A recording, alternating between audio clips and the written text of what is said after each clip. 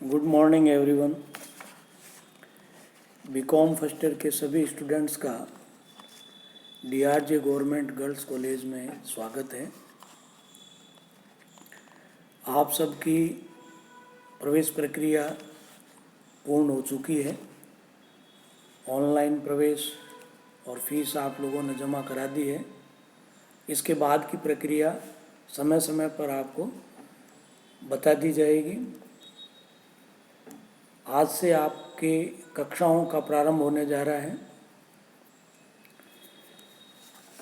BCom first year में कुल 3 group है, EBST, EAFM और बिजनेस एडमिनिस्ट्रेशन, और तीनों ही ग्रुप में 2-2 पेपर हैं।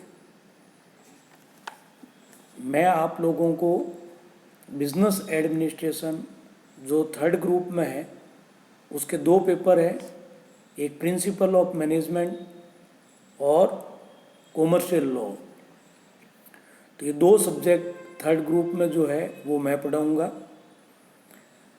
आज हम बात करेंगे ग्रुप 3rd का जो पेपर फर्स्ट है, मैनेजमेंट, प्रबंध। तो प्रबंध के बारे में, प्रबंध क्या है ये आप लोगों ने 11th और 12th में भी पढ़ा है, और उसका थोड़ा विस्तार रूप जो है ग्रेजुएशन में आप लोगों के लिए डाला है। लेकिन प्रारंभिक जो चीज़ें हैं वह वही है जो आप लोगों ने 11th और 12th में पढ़ी है। तो ये आप लोगों के लिए कोई नया विषय नहीं है। प्रबंध के बारे में आप सब लोग 11th और 12th में पढ़ चुके हैं। फिर भी हम प्रबंध क्या है, इसका अर्थ और इसकी परिभाषा के बारे में आज चर्चा करेंगे। जैसा कि आप सब जानते हैं कि प्रबंध आज समाज के प्रत्येक क्षेत्र में अंतर्व्याप्त है, चाहे वह घर परिवार हो, कोई सरकारी संस्था, कारखाना हो या अंतर्राष्ट्रीय संगठन। वस्तुतः प्रत्येक व्यक्ति अपने जीवन में एक प्रबंधक ही है। उसे अपने समय, धन, दैनिक कार्य एवं लक्ष्यों को नियोजित एवं नियंत्रित करना ही होता है।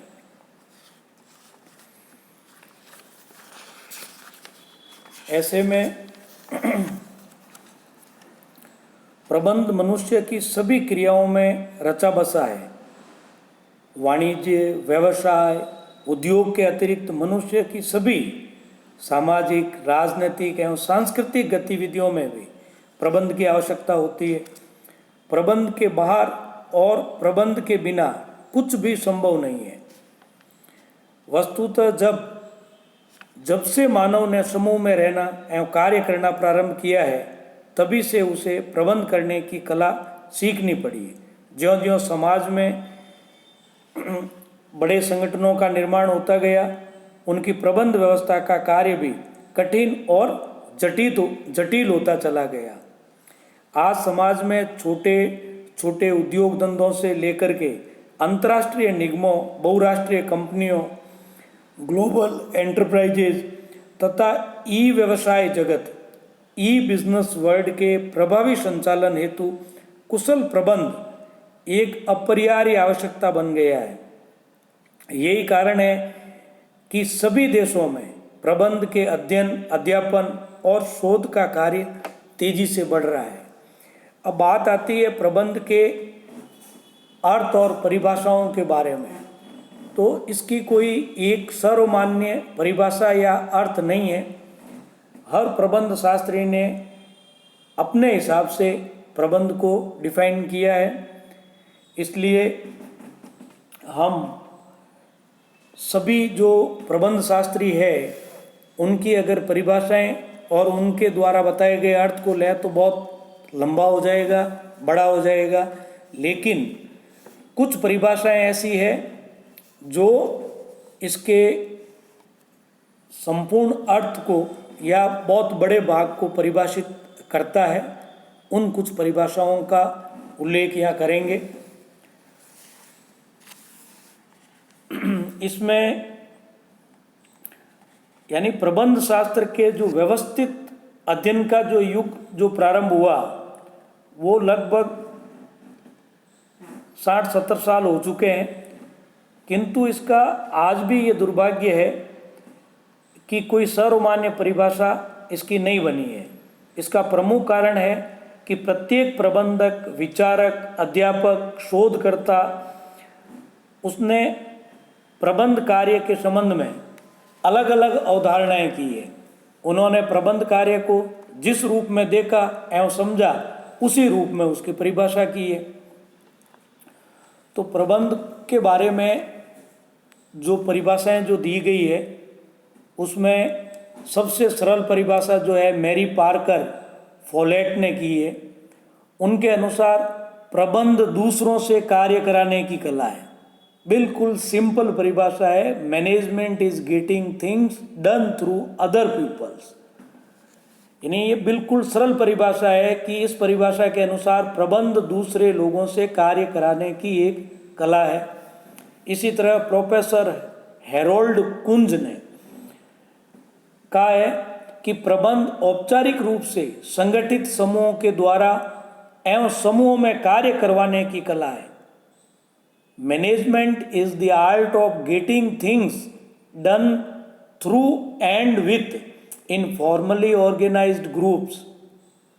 ये जो परिभाषाएं हैं बहुत सरल है, समझने योग्य है, लेकिन कई विद्वान जो है इसमें कमियां बताते हैं कि ये पूरा जो प्रबंध का जो अर्थ है उसको परिभाषित नहीं करता है। तो और ये सर्वमान्य भी नहीं मानते हैं। इसी तरह विहरीच तथा कुंज ने भी परिभाषा की है। उन्होंने कहा प्रबंध एक ऐसे वातावरण का निर्माण करने तथा उसे बनाए रखने की प्रक्रिया है जिसमें लोग समूह में कार्य करते हुए चयनित उद्देश्यों को दक्षतापूर्वक पूरा करते हैं। इसी तरह क्रीटनर ने जो परिभाषा की है वो इस प्रकार है कि प्रबंध परिवर्तनशील वातावरण में दूसरों के साथ तथा दूसरों से कार्य करवाने की प्रक्रिया है। सीमित संसाधनों का प्रभावी एवं कुशलतापूर्वक उपयोग करना इस प्रक्रिया का आधार है। तो इस तरह से जो ये परिभाषाएं दी गई है, इन परिभाषाओं को अगर निष्कर्ष रूप में अगर लिया जाए तो ये है कि प्रबंध परिवर्तनशील वातावरण में किसी संस्था के जो कार्य है उन कार्यों का नियोजन, संगठन, निर्देशन एवं नियंत्रण की तथा संसाधनों के उपयोग की ऐसी प्रक्रिया है जिससे उस संस्था के उद्देश्यों को कुशलतापूर्वक एवं प्रभावी ढंग से पूरा किया जा सकता है। यह संस्था में संस्था के मानवीय, भौतिक, वित्तीय तथा सूचनात्मक संसाधन सम्मिलित है।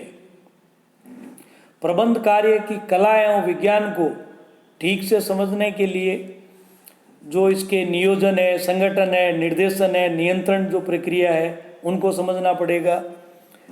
इसी तरह से सारांश रूप में जो है ये कह सकते हैं कि इनकी जो परिभाषाएं, जितनी भी जो परिभाषाएं दी है उन परिभाषाओं के आधार में या जब उसका निष्कर्ष निकालते हैं अध्ययन करने के बाद में, तो कह सकते हैं कि प्रबंध नियोजन, संगठन, निर्देशन एवं नियंत्रण की एक सामाजिक प्रक्रिया है जिसमें मानवीय कौशल एवं विज्ञान का उपयोग करते हुए संस्था के विभिन्न संसाधनों, बाह्य वातावरण एवं